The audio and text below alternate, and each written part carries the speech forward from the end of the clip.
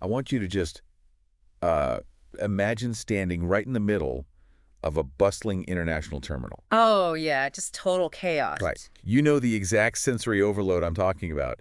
You've got that mix of like stale coffee and duty-free perfume in the air. And the rolling suitcases. Yes, the endless rhythmic clicking of the suitcases against that polished tile. Everywhere you look, it's like human emotion is just dialed up to an 11. Absolutely. It's a pressure cooker. I mean, you've got people sprinting to their gates in a total panic.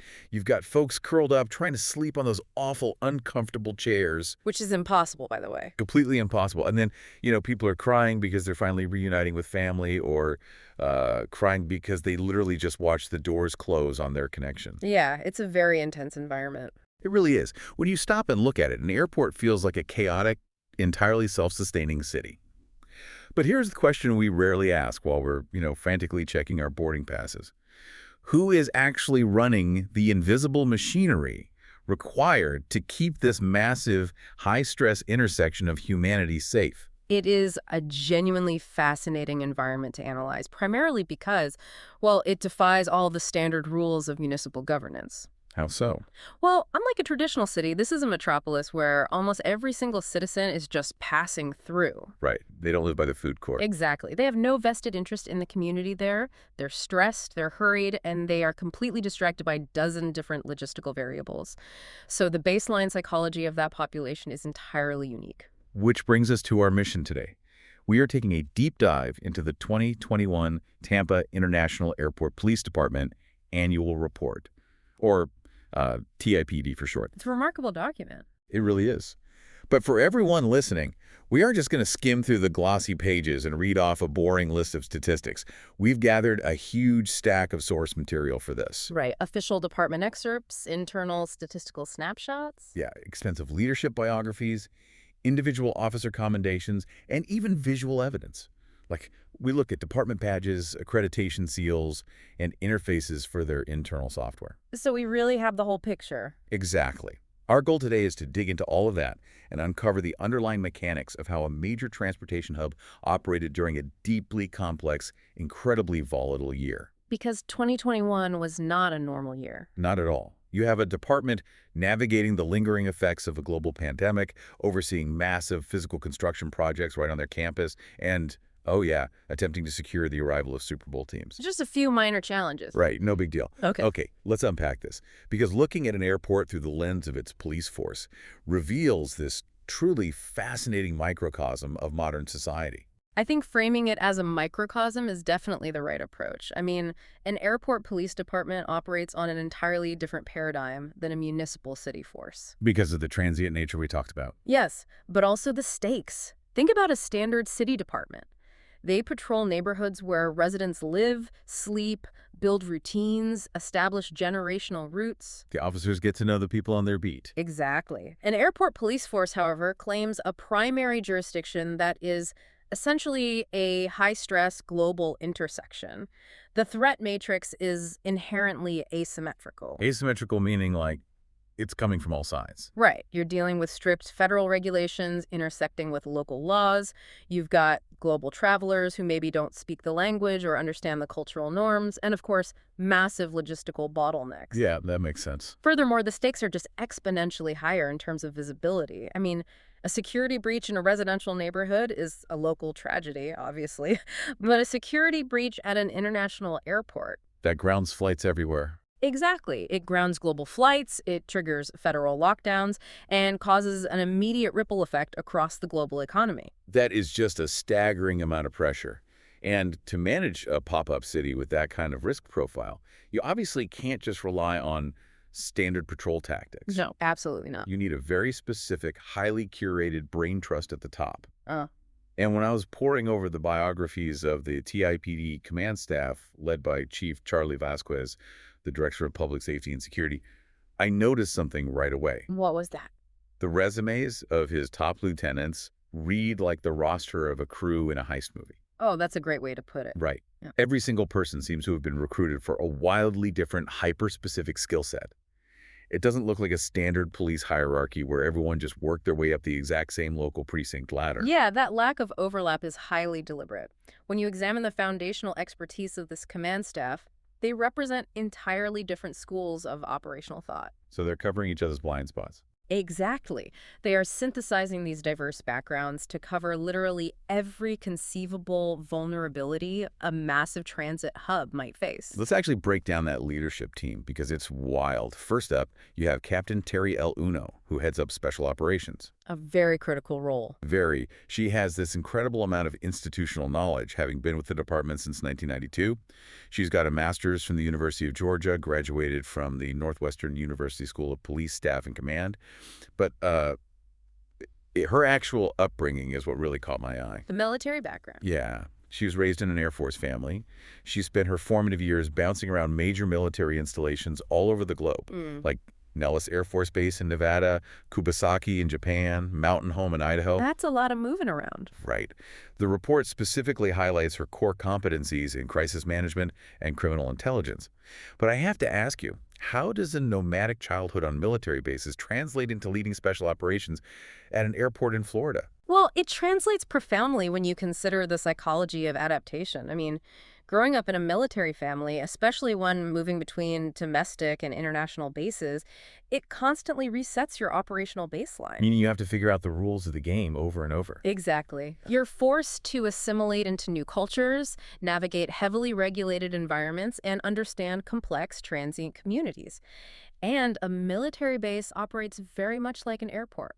Oh, wow. I never thought about it like that. Yeah, it has its own infrastructure, its own tight security protocols, and a highly transient population. Captain Uno learned from a really young age how to establish order and find stability in environments where the ground is constantly shifting. Which is exactly what special operations is, right? Precisely. For someone overseeing special ops, which often deals with VIP movements, large-scale event security, and unexpected crises, the ability to remain grounded while the population around you is in total flux is arguably the most valuable soft skill you could possess. She understands the rhythm of transient spaces natively. Plus, she's married to a Tampa police officer, which means she's deeply entrenched in the local law enforcement ecosystem, too. So she perfectly bridges that global perspective with the local reality. A perfect fit for the role. Right. But then, right next to her on the org chart, you have Captain Richard O'Connor, commanding law enforcement operations. And this is where I really have to pause and throw a flag, because his background seems almost aggressively intense for an airport. He has quite the resume. That's an understatement. O'Connor came over from the Tampa Police Department carrying massive investigative weight. We are talking about a guy who commanded the Major Crimes Division. Right, heavy stuff. Yeah. He oversaw the Homicide Unit, the Sex and Family Violence Unit, and the Fugitive Apprehension Unit. He holds the Award of Valor and 2 life-saving awards.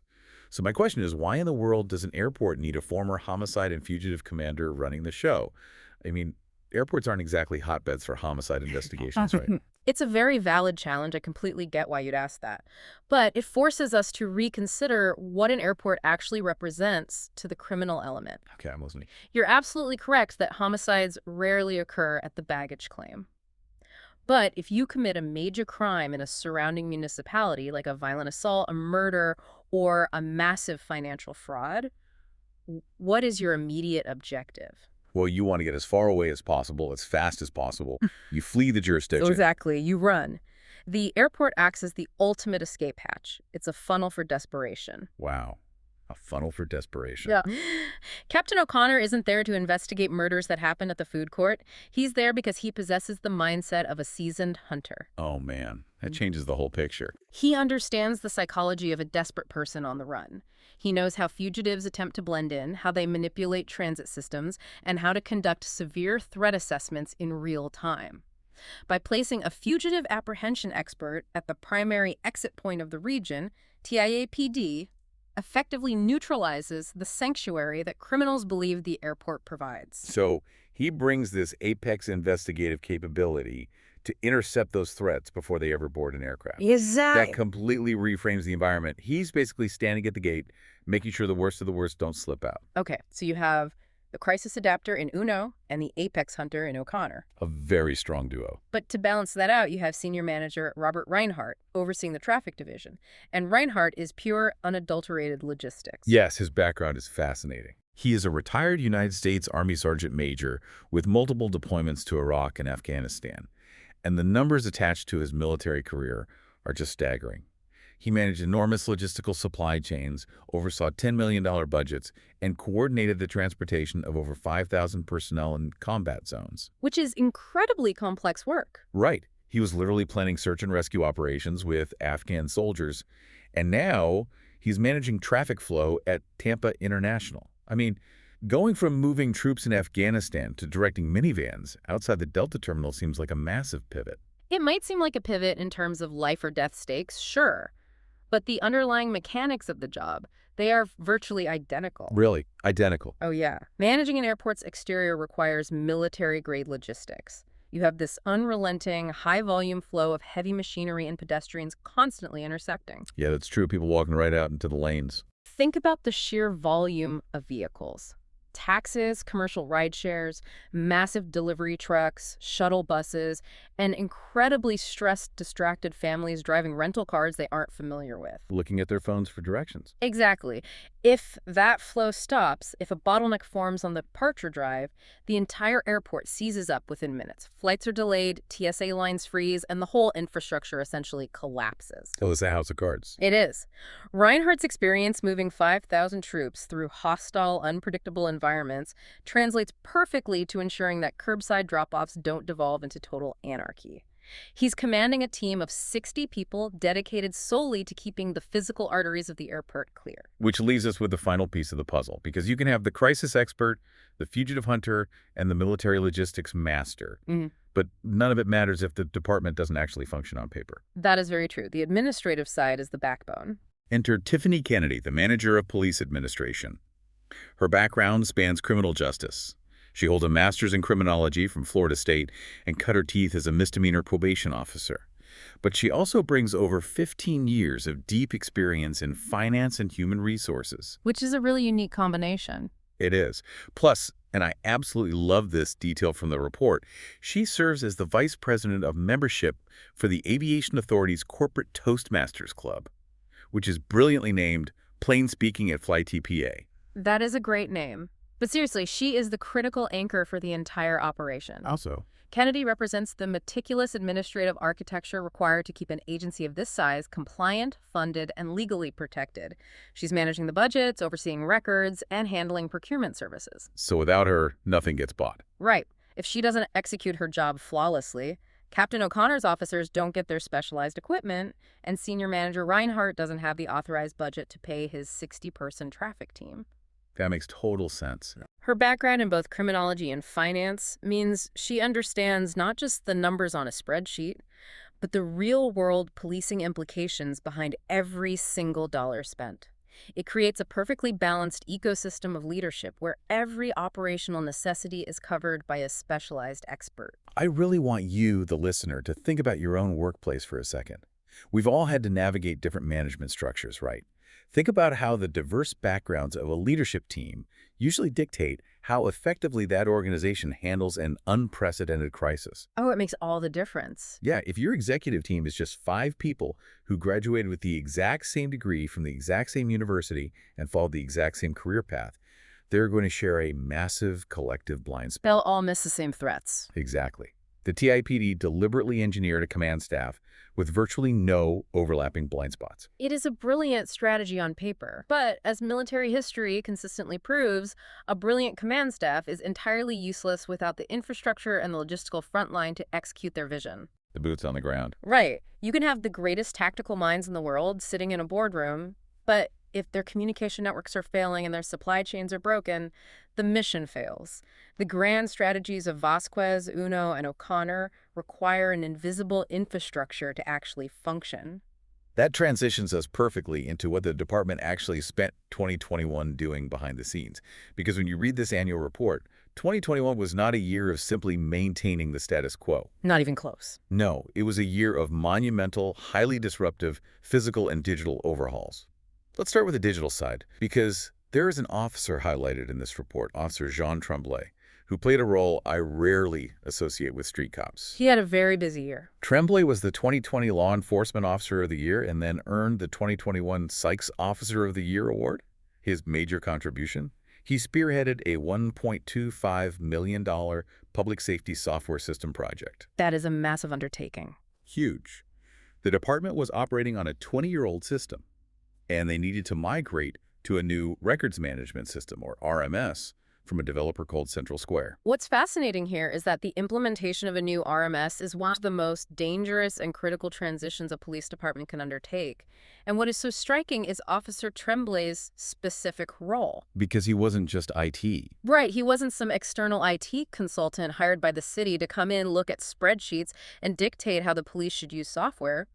He is a sworn, active-duty police officer who volunteered to bridge the gap between software engineers and street cops. That's a tough bridge to build. Very. He gathered stakeholder templates, he designed the data input methods to ensure they actually made sense to an officer sitting in a squad car at 2 a.m., and most importantly, he trained his own peers. So they'd actually use it. Exactly. When you are migrating decades of sensitive criminal records, active warrants, and evidence chains into a new system, your margin for error is absolute zero. But wait, let me challenge this a bit. Because why is a sworn officer with a badge and a gun spending his time building software stakeholder templates? Shouldn't he be out on the floor actually policing? I could easily see someone looking at $1 million software upgrade and thinking, okay, records management, that's just bureaucratic paperwork. That's not keeping the terminal safe. It's a really common misconception, but in modern law enforcement, data is the absolute lifeblood of physical safety. Yeah, give me an example. Imagine an officer encounters a highly agitated individual near a ticketing counter. That officer needs to know, in a matter of seconds, exactly who they're dealing with. Does this person have a history of violent assaults? Is there an active federal warrant out for their arrest? Are they flagged on a no-fly list? Right, you need to know if you're dealing with a cranky tourist or a fugitive. Exactly. If a department is running on a 20-year-old software system, which, by the way, was designed before smartphones even existed, that data is likely siloed, slow to load, or totally fragmented.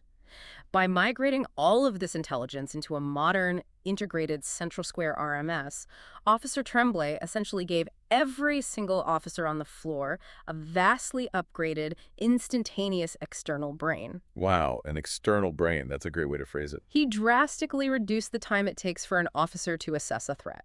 So it's the digital foundation that makes the physical arrest possible. And the wildest part is that they had to execute this massive data migration while the airport remained fully operational. They couldn't just hit pause. Right. You can't just put up a sign that says, police department closed for tech upgrades. Please delay all crimes until Monday. Wouldn't that be nice? Yeah. They had to maintain total security while ripping out their digital nervous system and replacing it.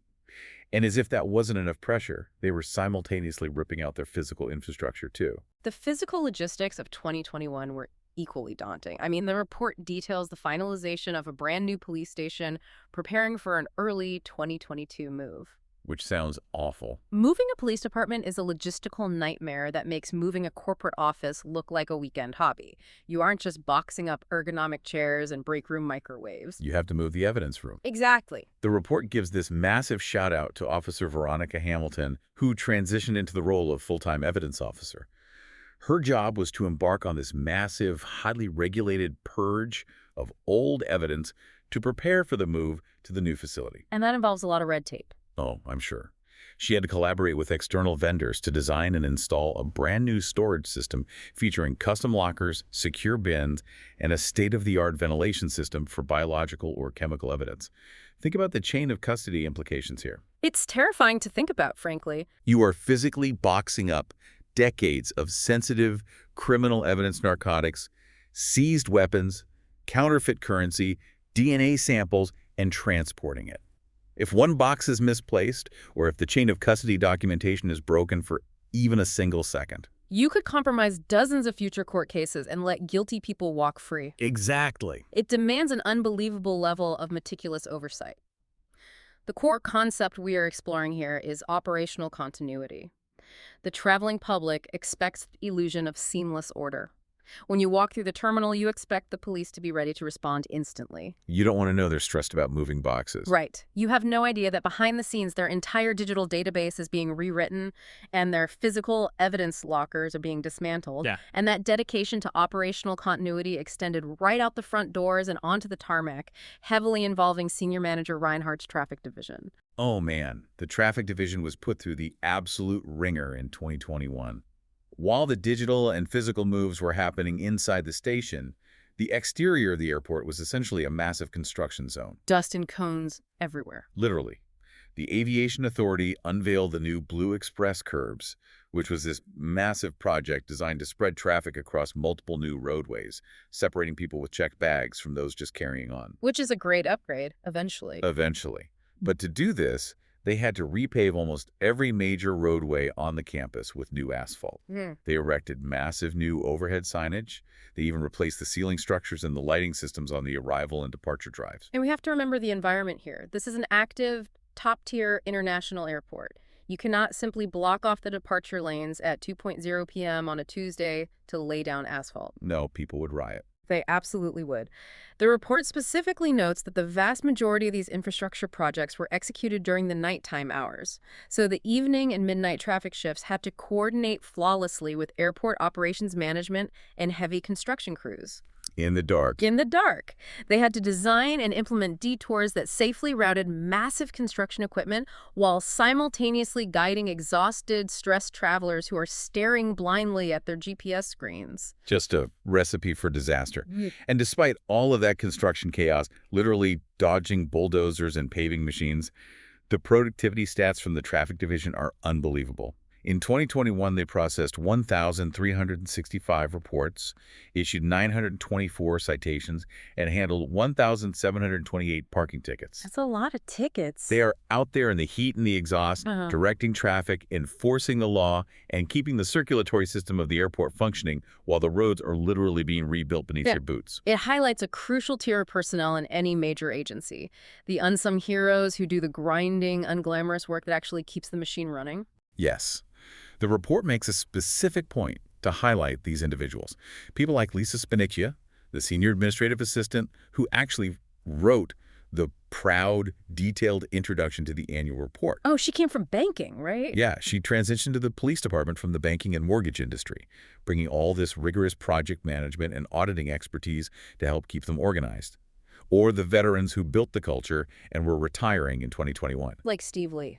Exactly. There's a great mention of Steve Lee, a retired Army major in Special Forces who spent 8.5 years as a traffic supervisor. His entire leadership philosophy was simply, leave it better than you found it. A classic military ethos. And then you have Mary Jo Carper, who served as a traffic specialist for 22 years. Wow, over 2 decades. 22 years on the curb. The report literally states that her lasting legacy is her profound ability to make everyone around her smile. Stop and think about that. She spent 22 years dealing with the most stressed out, impatient, delayed, and frustrated drivers on the planet, and her defining trait was her smile. That isn't just good customer service. That is a superpower. It truly is a superpower. But we have to connect all of this foundational work to its ultimate purpose. The brilliantly curated command staff, the million-dollar software upgrades, the new evidence room, the perfectly paved express lanes, the dedicated administrative staff, all of this massive investment serves one singular, uncompromising goal. What's that? Ensuring that when human unpredictability inevitably strikes, the frontline officers have the tools and the tactical space to neutralize the threat. Which brings us to the frontline realities of 2021. The moments where the stakes are absolute, and you see how that entire infrastructure responds under acute pressure. Because make no mistake, 2021 was not a quiet year for Tampa. Not in the slightest. The pressure started almost immediately on an enormous global stage. Early in the year, the department's squad was tasked with securing the airport for the arrival of the Kansas City Chiefs for Super Bowl LV, which Tampa was hosting. The logistics of hosting a Super Bowl team arrival are staggering. You are not just dealing with the athletes. Right, there's the entourage. You are managing massive crowds of fans, high-profile VIPs, global media syndicates, and an inherently elevated terror threat matrix, because the Super Bowl is one of the most high-profile, globally televised events on the planet. And later in the year, they had to do it all over again, welcoming the Stanley Cup and the Lombardi Trophy to the city, earning Tampa the nickname Tampa Bay. It is this incredibly festive, celebratory, high-energy atmosphere, but the officers can't just act like fans. No, they can't. And this touches on the profound psychological dualism an airport police officer must maintain. Explain that a bit more. Well, in one moment, they are managing a cheering crowd, operating essentially in an ambassadorial guardian capacity. They are ensuring public safety through their presence and basic crowd control. But their training dictates that they must be prepared to transition instantly within a fraction of a second into a warrior mindset the moment a lethal threat emerges. That's a huge mental leap. It is. The environment demands total, unflinching adaptability. Here's where it gets really interesting to me. I want to look at the specific high-adrenaline case studies highlighted in the 2021 report, because they perfectly illustrate that exact transition from guardian to warrior. The baggage claim incident, right? Yes. Let's look at the events of July 23rd, the baggage claim takedown. Officer Vert, a name you're going to hear multiple times today, by the way, is on patrol when he spots a man acting erratically, yelling incoherently near the red departure drive. A very standard observation initially. Right. Now, Vert doesn't just watch the guy for a second and keep walking. He radios the behavior in and actively follows the man into the terminal to conduct a welfare check. He quickly realizes this isn't just a traveler frustrated by a delayed flight. Two other officers, Dastas and Tremblay, and yes, that is the exact same Officer Tremblay who is building the million-dollar software system they arrived to assist. Notice the proactive nature of that initial engagement, though. Officer Vert observed a behavioral anomaly and acted on it immediately. Which is hard to spot in an airport, isn't it? Incredibly hard. In an airport terminal, almost everyone is acting somewhat erratically. People are rushing, they're muttering to themselves, they're looking frantically at screens for their gate changes. I know I do that. We all do. But a highly trained officer can differentiate between standard travel anxiety and the physical indicators of a potential threat. And his instinct was dead on because the situation escalates rapidly. The man runs away, sprinting down the stairs into the blue baggage claim area. The officers track him, and they find him in the blue Quad 2 area actively, physically fighting a taxi driver. A total escalation. The man is completely combative. Officers Vert and Dastas immediately physically confront him, subdue the threat, and arrest him. The charges: battery and carjacking. They literally stopped an act of carjacking in the middle of baggage claim. If we tie this back to Captain O'Connor's investigative background and the concept of severe threat assessment, this incident proves exactly why that mindset is critical. A carjacking at an airport arrival curb is a worst-case scenario. Because of the crowds. Exactly. You have an incredibly dense population of pedestrians pulling luggage, largely unaware of their surroundings. A desperate individual fleeing in a stolen vehicle through those arrival lanes is a mass casualty event waiting to happen.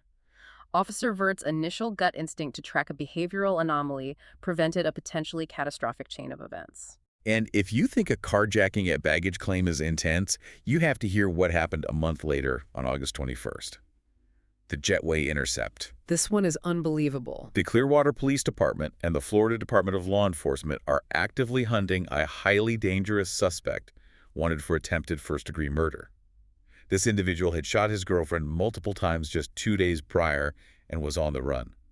The agencies pinged the suspect's cell phone, and the location data confirms exactly what Captain O'Connor knows to be true.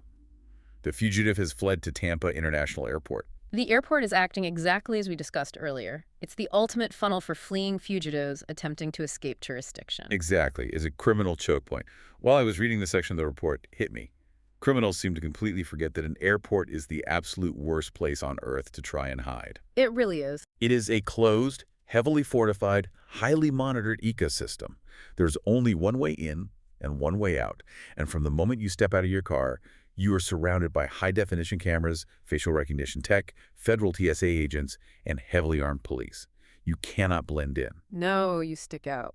So, the suspect is somewhere inside the airport. Officer Vert, our guy from the baggage claim incident, and Officer Beal immediately begin sweeping the main terminal. Officer Beal leverages his investigative tools, likely utilizing that brand new lightning-fast RMS software we talked about, to cross-reference flight manifests, and he determines that the attempted murder suspect is booked on a Delta flight heading to JFK in New York. The timeline in this scenario is hypercritical. Because once a violent suspect successfully boards an aircraft and that cabin door is sealed, the tactical and jurisdictional complications multiply It exponentially. becomes a hostage situation, Yeah. essentially. Basically, you suddenly have a highly volatile, potentially armed individual trapped inside a pressurized metal tube with hundreds of innocent civilians. A physical confrontation in that confined space is incredibly dangerous. The absolute priority for the officers is intercepting the threat before the aircraft pushes back from the gate. It is quite literally a ticking clock. Officers Vert and Soto race to the terminal to Airside E. They arrive at the gate, coordinate with the airline staff, and physically board the commercial flight just moments prior to the door closing. Incredible timing. They identify the suspect in his seat and take an attempted murderer into custody smoothly and without incident. The Clearwater Police Department even sent a letter of profound appreciation for the assist. I want you to really think about that for a second. It's wild to picture. The next time you are rushing to your gate, sweating because you had to unpack your laptop and take your shoes off for the TSA, just remember that plainclothes or uniformed officers might be simultaneously quietly tracking an armed, fleeing fugitive through that very same terminal, moving right past you, and you would have absolutely no idea. It completely reframes the passenger experience, doesn't it? As a traveler, you might be frustrated complaining about the price of a bottle of water at the kiosk, while the officer standing 10 feet away from you is silently calculating tactical vectors to apprehend a violent suspect without inciting a panic among the hundreds of people in the concourse. Two totally different worlds. They are operating in a completely different reality within the exact same physical space. And they apply that exact same relentless tracking to property crime, too. Look at the garage hit-and-run incident in November. Right, Officer Soto again. Yep. And an unknown driver crashes into Hillsborough County Aviation Authority property right at the entrance to the short-term parking garage. They cause over $1,000 in damage, panic, and just drive away. They flee the scene. Officer Soto responds to the call. Now, if this happens out in a regular city, a hit-and-run with no witnesses and no license plate, that case might sit unsolved in a file cabinet for weeks. Almost definitely. But Soto treats the airport campus like a giant enclosed forensic scene. He starts at the crash site and literally follows a physical trail of debris left by the damaged car, tracking it deep into the short-term garage until he locates the parked suspect vehicle. This is a masterclass in immediate localized investigation. Because the airport is a closed loop, the suspect hadn't actually escaped the jurisdiction. They had merely transitioned from their damaged vehicle into the pedestrian terminal. Yes. Soto uses the vehicle to identify the owner, figures out exactly who he's looking for, and then pivots from a traffic investigator into a hunter. He tracks the suspect down on the airside concourse just before the guy is about to board his departing flight. He caught him at the gate. Caught him waiting right at the gate. Soto conducts an interview and hands the suspect a criminal citation with a mandatory court date for leaving the scene of a crash. It proves the point. You simply cannot hide in this city. These highlight reels, the baggage claim carjackings, the jetway murder suspects, the forensic hit and runs, they are thrilling, and they are essential for understanding the tactical proficiency and the investigative rigor of the department. But an agency's true long-term success is rarely measured entirely by its most adrenaline-fueled moments. What do you mean? The real measure of a modern police department is what happens in the quiet moments between the chaos. How does an agency that just tackled a violent carjacker to the floor pivot 5 minutes later to build genuine trust with a stressed-out family of 4 trying to find their gate for a Disney vacation? So what does this all mean for the culture of the department? How do you actually balance those two extreme ends of the policing spectrum? That leads us into the final core theme of the 2021 report, beyond the badge, the servant heart of the agency. Because the internal culture of a police department dictates how every single interaction with the public goes, whether an officer is applying handcuffs to a suspect or giving directions to the nearest restrooms. Accountability and community trust are the absolute cornerstones of modern policing. If the public doesn't trust you, you cannot effectively police them. And in 2021, the TIAPD proved their commitment to that foundational trust on paper through rigorous external auditing. Ah, the accreditation. Yes, under the leadership of manager Laura Rosansky, who heads up accreditation and policy development, the department achieved reaccreditation from the Commission for Florida Law Enforcement And Accreditation. we need to be very clear about what that actually means, because getting reaccredited isn't just filling out a multiple choice survey online and paying a fee. It is a grueling Oh, process. it's intense. It means the department met and exceeded nearly 200 rigorous independent standards.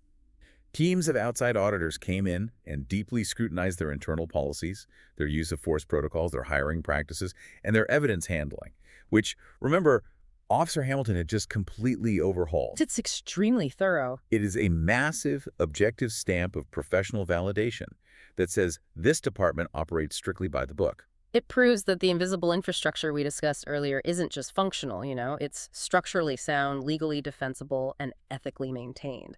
But TIPD didn't just stop at institutional bureaucratic accountability.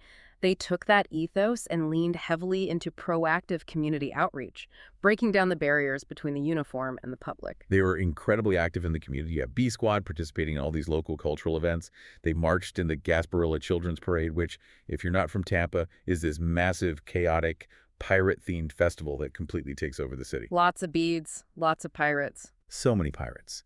They participated in the Dr. Martin Luther King Jr. Parade, showing presence and solidarity.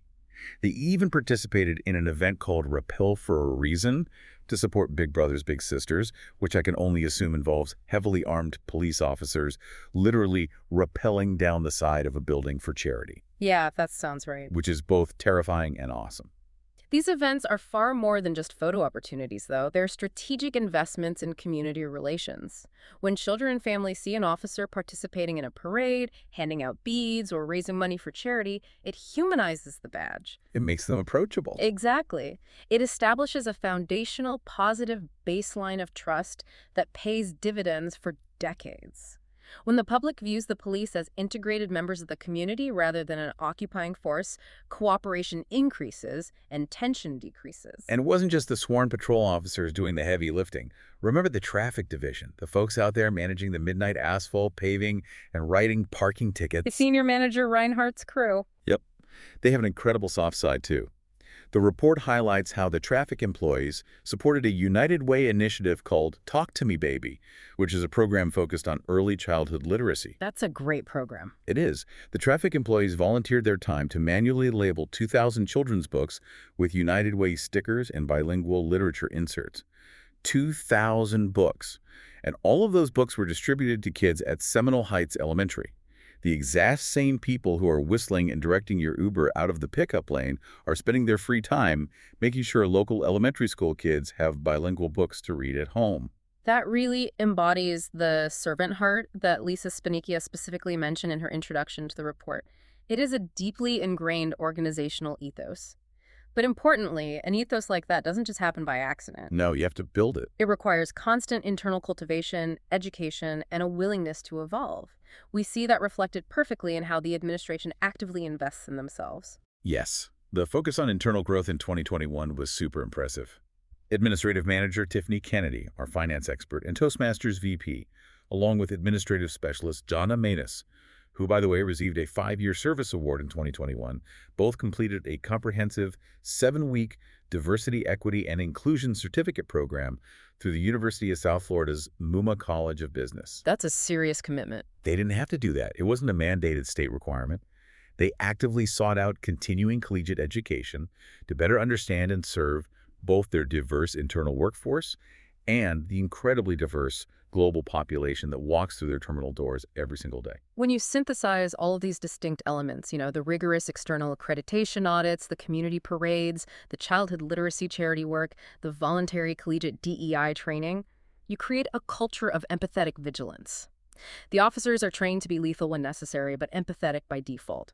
And there is one specific metric in this 2021 report that, to me, serves as the ultimate proof of concept for this culture. I know exactly the metric you're talking about, and when I read it, I had to double-check the numbers. Let's look at the ultimate scoreboard for the department in 2021. For the entire calendar year, across the entire agency, dealing with millions of travelers, they received 22 formal complaints. Just 22. But they received 78 written compliments. Let me just repeat that. 78 formal compliments compared to 22 complaints. And those compliments involved 92 different police officers and 20 traffic specialists. You really have to process the statistical significance of that ratio given the context of the environment. As we established at the very beginning of this deep dive, an airport is a space where almost everyone is operating at an elevated baseline level of stress. Everyone is on edge. Right, people are running late, their bags are too heavy, their flights are delayed, they're confused by the signage, they're worried about missing a connection. When human beings are stressed, their patience evaporates, and their propensity to complain skyrockets. Precisely. Nobody goes to the airport just to hang out and be in a good mood. Yeah. If you get pulled over by an airport traffic specialist because you idled too long in the wrong lane, or if a uniformed officer has to stop and question you, your immediate instinct is usually defensive, frustrated, or angry. Naturally. For a traveler to take the time after they've finally reached their final destination, unpack their bags and settled in, to go online, find the department's contact information, and write out a formal, documented compliment.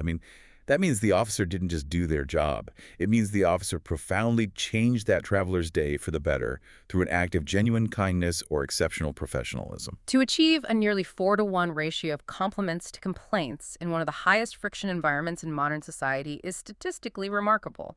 It is the direct, quantifiable result of successfully balancing the warrior mindset, the ability to physically tackle a carjacker or intercept a murderer on a jetway, with the guardian mindset, the customer service-oriented ethos that Lisa Spanicchia highlighted as the department's core vision to exceed our customers' expectations. It is an incredible balancing act, and it perfectly summarizes the monumental achievement of the Tampa International Airport Police Department in 2021.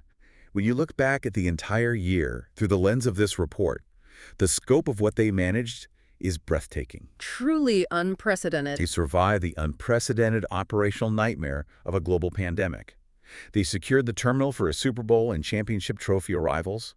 They completely overhauled millions of dollars in digital software systems and physically relocated their entire evidence infrastructure. While rebuilding the roads. Right. They repaved the physical arteries of the airport while keeping millions of vehicles flowing. They caught violent carjackers, tracked down hit-and-run drivers, and intercepted fleeing murderers at the gate.